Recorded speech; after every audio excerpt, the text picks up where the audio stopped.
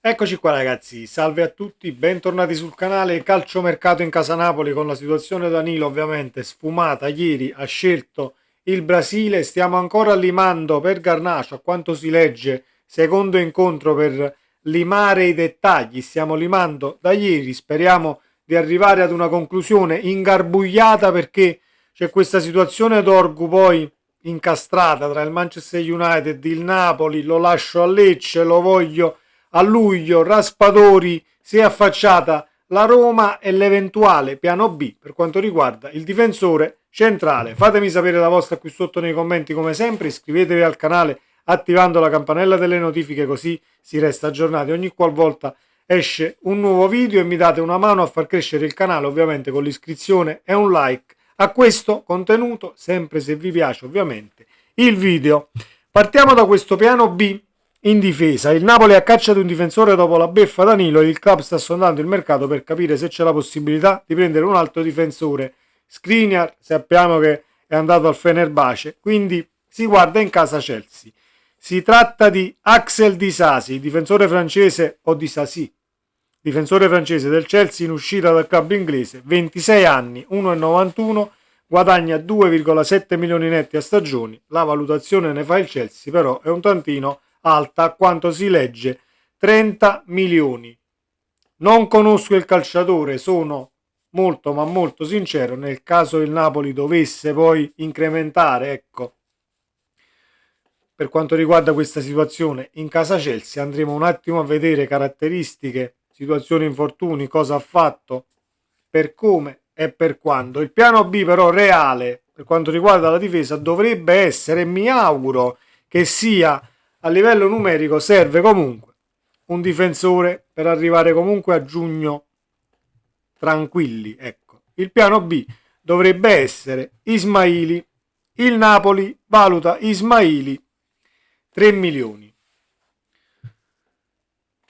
La valutazione di Transfermarkt comunque non supera i 5 milioni se non vado errato.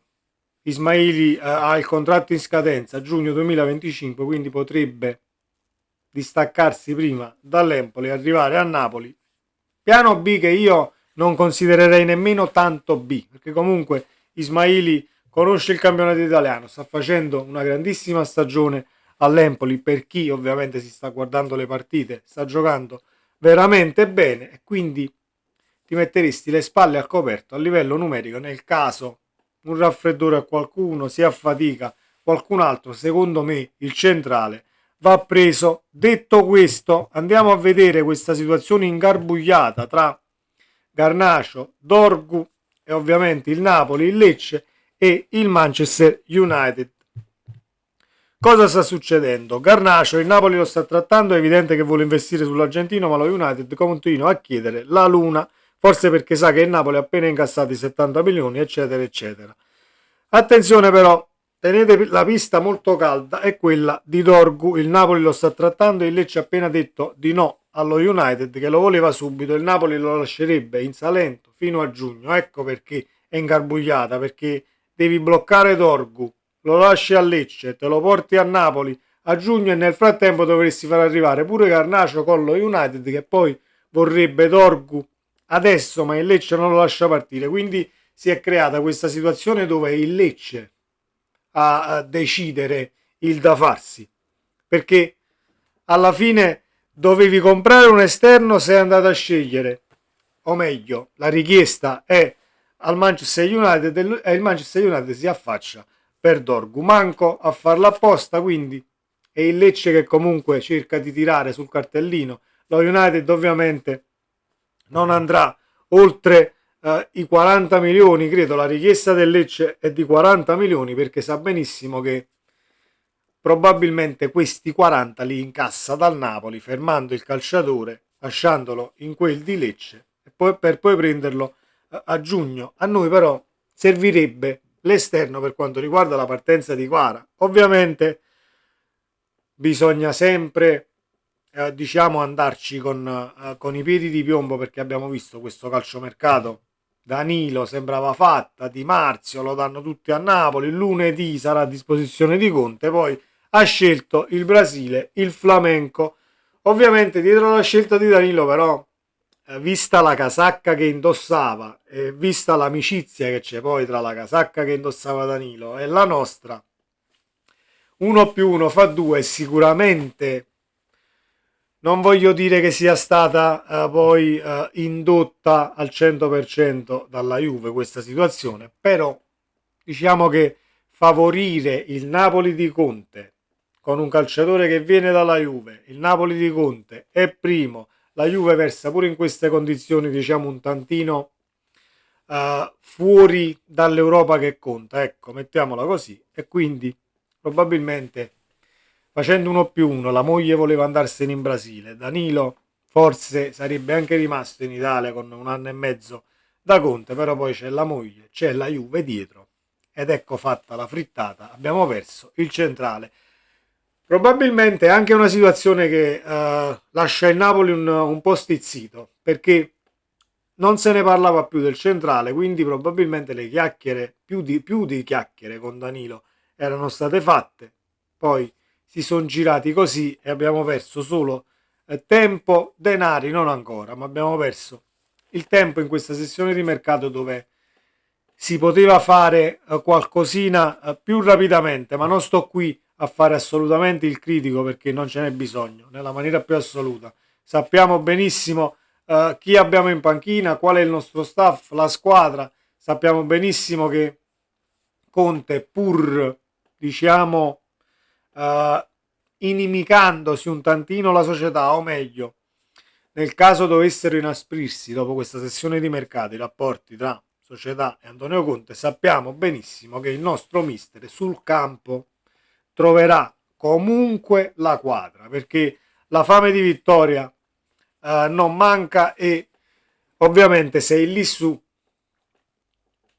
e certamente non ti farai scappare questa ghiotta opportunità al di là del mercato che verrà fatto. Poi c'è da dire che nel caso vuoi restare lì e il mercato non va come dovrebbe andare, devi essere anche abbastanza fortunato e la strada la dovresti trovare in discesa per quanto riguarda affaticamenti, infortuni, indisponibili da qui a giugno. Se va tutto liscio, e allora eh, il Napoli se la gioca tranquillamente fino alla fine del campionato. Però se cominciamo a perderne uno, a perderne due, comunque siamo, tra virgolette, contati, e allora diventa difficile poi tenere il passo, anche se è una partita a settimana, dicono, ma una partita a settimana va comunque giocata con la migliore squadra possibile da poter schierare. Detto questo, ultima e non ultima per importanza la situazione Raspadori.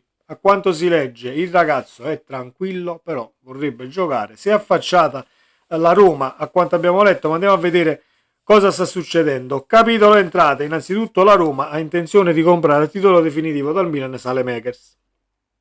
Difficile prenderlo per una cifra inferiore ai 15-18 milioni di euro, ma il 18 milioni di euro, ma il belga si trova bene nella capitale e ha già un accordo di massima per un contratto fino al 2029 a 2 milioni di euro a stagione più bonus. I primi acquisti di questo gennaio saranno Rensch e Gollini in casa Roma, poi Ghisolfi si concentrerà nel provare a chiudere almeno un colpo da regalare a Ranieri. Se il Napoli prendesse Esposito dall'Empoli, si libererebbe lo spazio per una possibile cessione di Raspadori, che piace ai giallorossi. L'ex Sassuolo, magari già a gennaio, discorso simile per Frattesi a cui non dispiacerebbe tornare alla Roma. A tal proposito la prossima settimana sarà quella decisiva.